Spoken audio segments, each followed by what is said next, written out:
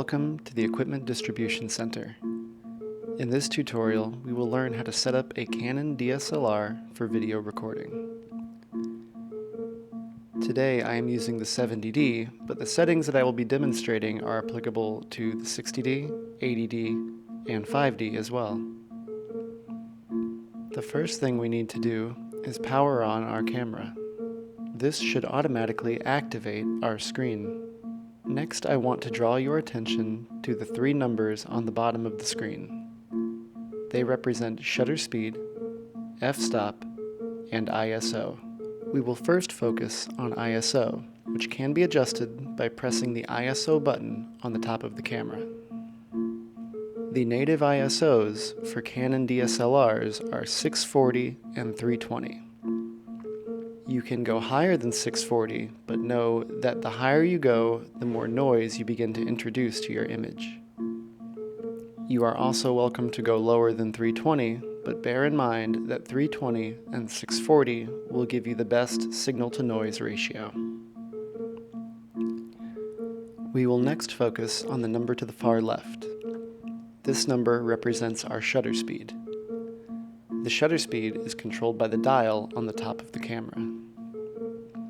You typically want this number to stay at 50, which represents 1/50th of a second.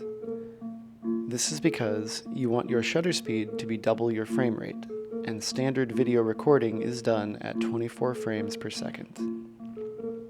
Since DSLRs are technically designed for photography, they do not allow for 1/48th of a second.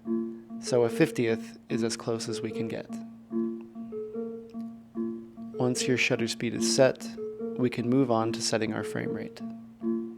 We can access the frame rate menu by tapping the Q in the upper right-hand corner of our screen.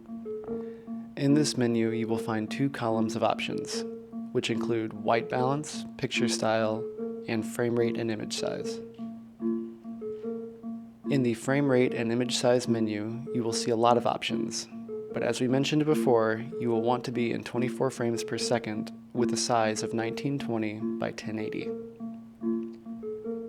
You will notice in this menu that there are two options for this frame rate and size, All I and IPB. You will want to select the All I option. This will protect the integrity of your image when it comes time to compress it for web upload. Next, we will set our white balance. To do so, return to the Q menu and tap the second button down on the right-hand side. Once in the white balance menu, you will see many options. Most are presets. Tapping the arrows on either side of the bottom screen will cycle you through the menu. You will find options for auto white balance, daylight, shade, cloudy, and tungsten. Our subject is currently set up under tungsten light, so it is perfectly fine to leave the white balance on the tungsten preset. However, if you find yourself in a situation in which you have a mix of multiple color temperatures, then you also have the option to dial in a specific Kelvin setting. You do so by tapping the K and pressing the info button on the camera body. This will allow you to use the dial at the top of the camera to adjust the Kelvin to a specific temperature. 3200 looks a little warm to me. I'm going to set the balance to 3000.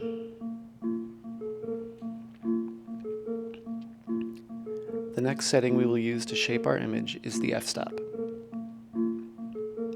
The f-stop is not actually a camera setting, but a lens setting. It is, however, controlled by the large dial on the back of the camera body. You'll notice the dial changing the second number from the left on the bottom of the screen. That number is your f-stop.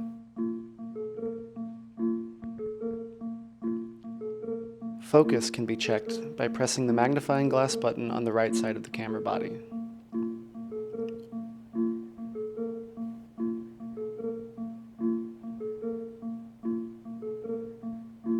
Looking sharp.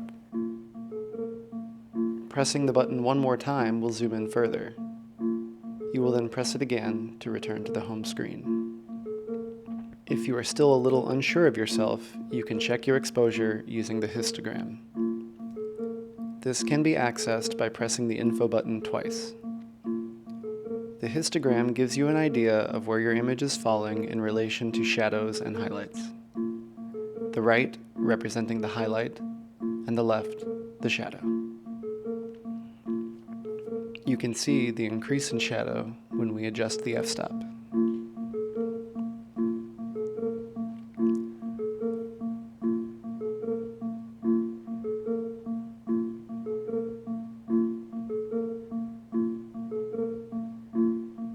What is most important is that we have no spikes on either the far left or the far right of our histogram. This means our camera is retaining all possible information in the frame. Nothing is exposed too brightly or falling too deeply into shadow. This maximizes our leeway when it comes to color and exposure correcting our image in post.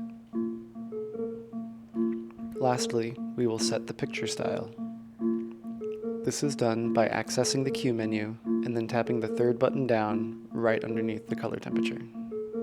This menu provides many options for setting a picture profile: auto, standard, portrait, landscape, and neutral. I know some people prefer to set to portrait, but neutral will give you far more options when it comes to color correcting your image. Important to note is that in addition to setting your profile to neutral, you also want to make sure your settings are zeroed out. If they are not, simply tap the info button and use the dial on top of the camera body to bring them to 0. Finally, you are ready to record. This is done by pressing the Start/Stop button located just above the right corner of the screen. Good job. See you again soon.